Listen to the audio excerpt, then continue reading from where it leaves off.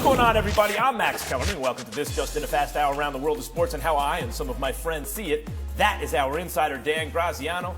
That is our GM, Mike Tannenbaum, and we start with the, until last night, undefeated Philadelphia Exceptions.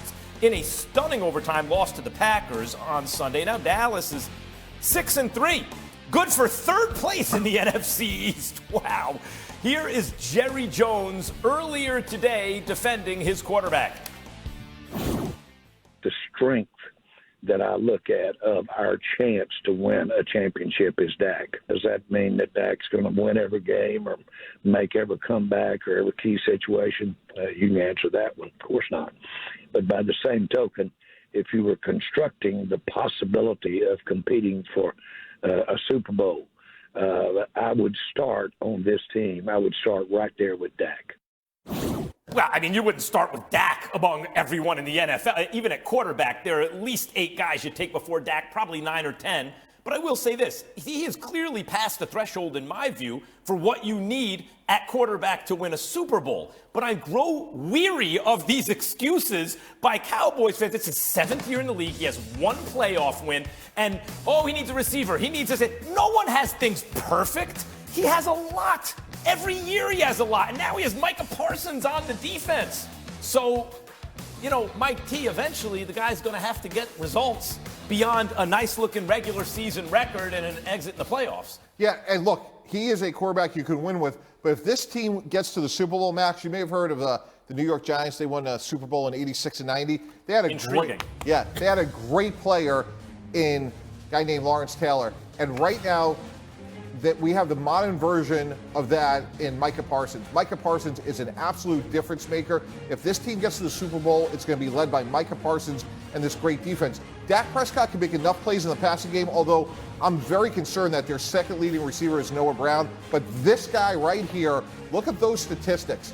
When you talk about pressures and pressure win rates, he is number 1 in the league, and Dan Quinn's done a remarkable job of moving him around. So we could keep quibbling about what Dallas doesn't have on offense. This is what they do have on defense, and that's why this team could get to the Super Bowl this year. He could, absolutely right. He can stop the run. He can cover guys. He can do everything. He's the closest thing I've seen to LT since LT. And if I'm wrong, give me a name that's more like LT than this guy. This is why when Dak went down, I thought they could stay in it. Many weeks, maybe every week. They did. He's the best player on either side of the ball. Graz, what are you hearing about how the Cowboys feel about Dak Prescott? Well, they love Dak Prescott. I mean, they feel like he's going to be the quarterback that takes them to the Super Bowl. And he's coming off of, he missed 5 games due to injury, so this is his 3rd game back. In the last 2 games, they've had their highest point totals of the season, their 2 highest scoring games of the season.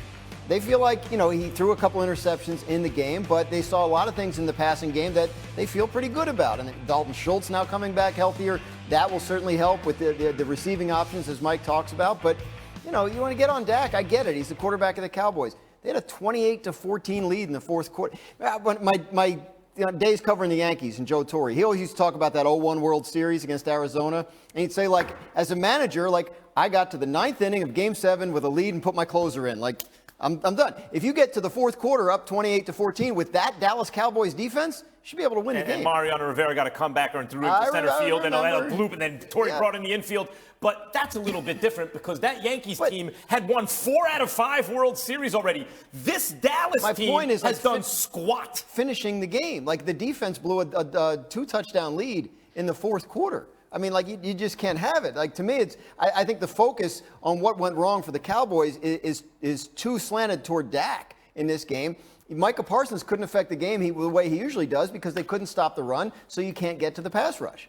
Mike, what do you think? Are you concerned with the Cowboys, or in what way specifically would you be concerned? Well, we're sitting here on November 15th, guys, and their second leading receiver is Noah Brown with 26 receptions. There is no way we could look at this and say it's a championship offense if you have Roger Staubach, Danny White, Tony Romo, or anybody else playing quarterback for the Cowboys. So there's some guy out there named Odell Beckham Jr. You guys may have heard of him. And even though he's coming off of another ACL injury, if I'm Jerry Jones, I would get off the radio interviews and I would get on the phone with OBJ's agent, and I would not get off the phone until I have a deal, because OBJ on one leg is going to be better than some of the receivers that the Cowboys have. And if you want to win a Super Bowl, at some point you're going to have to score They're going to take away CeeDee Lamb. They're going to take away Tony Pollard, and somebody else on offense is going to have to step up. You make a good point, because in this modern NFL, far and away second most important player on the field is the alpha receiver. If you look at, you take away Devontae Adams and you don't time it right, the young guys aren't ready, you get the Packers, right? You give that guy to Tyreek Hill to Tua, he's a superstar. Everywhere around the only guy immune to that is the best quarterback who ever lived, and that's Patrick Mahomes. Doesn't matter who you take away, who you give him, he's always great, right? But everyone else seems to need, Joe Burrow needs Chase, and even Kirk Cousins now has Jefferson, they're winning. What was that? Didn't some quarterback just play in Germany? Tom Brady, but even Tom Brady, when his receivers weren't there, couldn't do anything. Yeah, even with the Patriots in later only 6 years. championships. But yeah, that's true. But in later years, as the Eagles, the 1972 Dolphins can rest easy after Jalen Hurts and the Eagles fell to 8-1 with a tough loss to divisional rival Commanders. We're now 5-5, by the way. No one in that division under 500. Sloppy effort by Philly, 4 turnovers, including a Hurts interception, who by and large played well.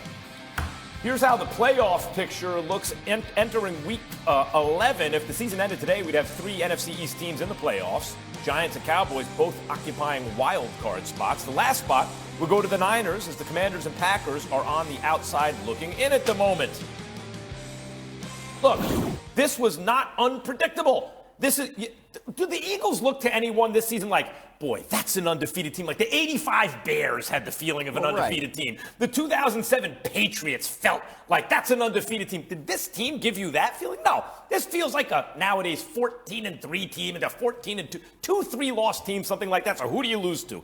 You lose probably once to a team that's maybe supposed to beat you or compete, and one team bites you, right? One division game. Division game. Yeah. You're favored to win, backup quarterback, just the kind of game that you lose. Mike T, did last night reveal a formula, though, to beat the Eagles? Absolutely. They had trouble stopping the run. They're 24th in the league in stopping the run, and last night Washington ran the ball 49 times. And when we move this story forward as we get into the thick of the playoff race, there's 3 defensive coaches in the NFC. We saw one last night at Ron Rivera, Todd Bowles and Pete Carroll. They will use the exact same formula. You want to defend the great Jalen Hurts and this unbelievable offense?